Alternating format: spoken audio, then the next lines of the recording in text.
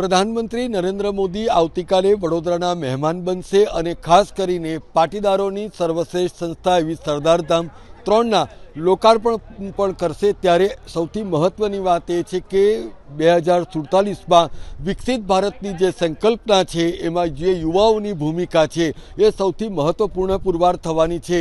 ત્યારે આ જ સંકુલની અંદર જે હજારો વિદ્યાર્થીઓ છે એમના સપનાઓને જે મેઘધનુષી રંગ પૂરવાનું કામ જે સરદાર ધામ કરી રહ્યું છે એ ચોક્કસપણે આગામી દિવસોમાં દેશ માટે પણ દીવાદાંડી સમાન બની રહેવાનું છે।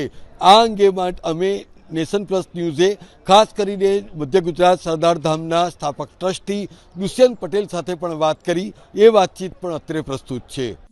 દુષ્યંતભાઈ, સૌથી મહત્વની વાત એ છે કે જ્યારે પ્રધાનમંત્રી ખુદ હાલ સરદાર ધામ 3ના લોકાર્પણ માટે આવી રહ્યા છે, આ મધ્ય ગુજરાત જ નહીં પરંતુ સમગ્ર ગુજરાત માટે કેટલું ગેમ ચેન્જર પુરવાર થશે?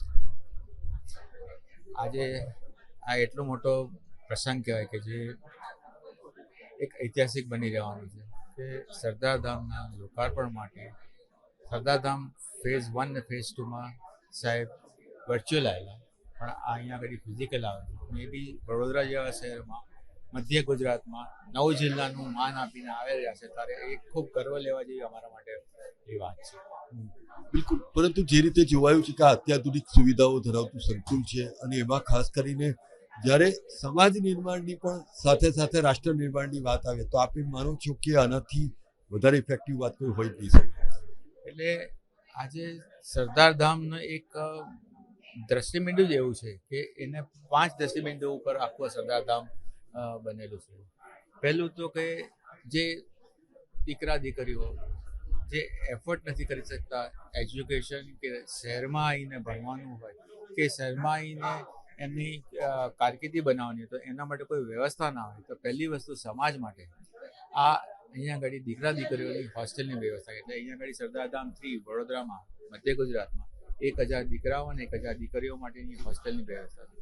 પણ આ એક ખાલી હોસ્ટેલની વ્યવસ્થાની એક ખાલી ઇમારત કે મકાન નથી, આ સરદાર ધામ 3 એક ઇન્સ્ટિટ્યૂટ છે। આ ઇન્સ્ટિટ્યૂટમાં તમને આખા દીકરા દીકરીઓ યુથને આપણે એ રીતના ટ્રેન કરીએ કે જેથી એ લોકોને ભવિષ્યમાં એક બહુ સારામાં સારી જોબ મળે, અથવા તો એ લોકો કોઈને જોબ આપી શકે એવા એન્ટરપ્રિન્યોર બને।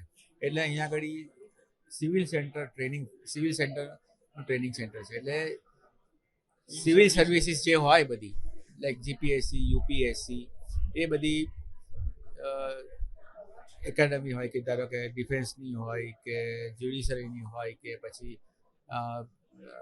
એન્ટરપ્રિન્યોરશિપ ડેવલપમેન્ટની હોય કે પછી આ ટાઈપની ઘણી સ્કિલ ડેવલપમેન્ટની એકેડમી અહીંયા આગળ અમે શરૂ કરવાના છે, જેથી જે યુથ હોય એ લોકોને મોટો એડવાન્ટેજ રહે અને એ લોકોનો એનો લાભ રહે। એટલે એના માટે અમે સારામાં સારી ફેકલ્ટીઝ રિટાયર્ડ આઈએએસ હોય કે રિટાયર્ડ સિનિયર ઓફિસર્સ હોય એ રીતના અહીંયા આગળ અમે પ્રોવિઝન કરવાના છે।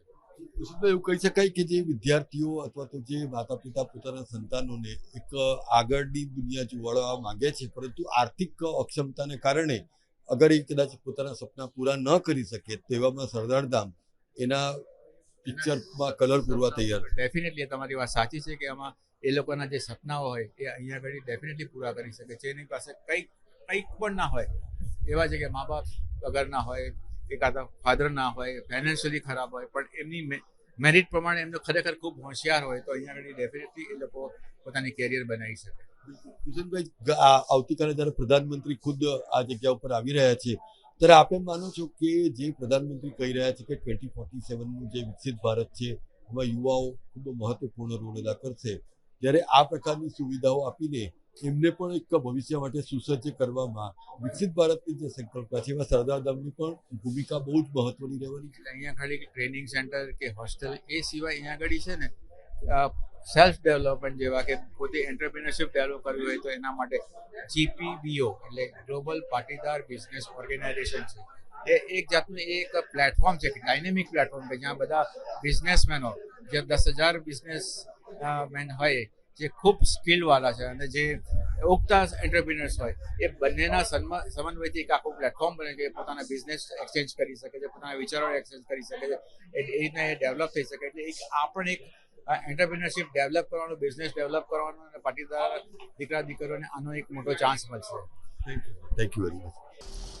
જેમ આપે સાંભળ્યું કે ખાસ કરીને સરદારધામ 3ના લોકાર્પણ પ્રસંગે સૌથી મહત્વનો ઉદ્દેશ છે એ પણ છે કે આર્થિક રીતે અક્ષમ બાળકો પોતાના સપનાઓને મારીને ક્યારેય નહીં જીવે અને એ માટે સરદારધામ સંપૂર્ણપણે મદદ કરવા પણ તૈયાર છે.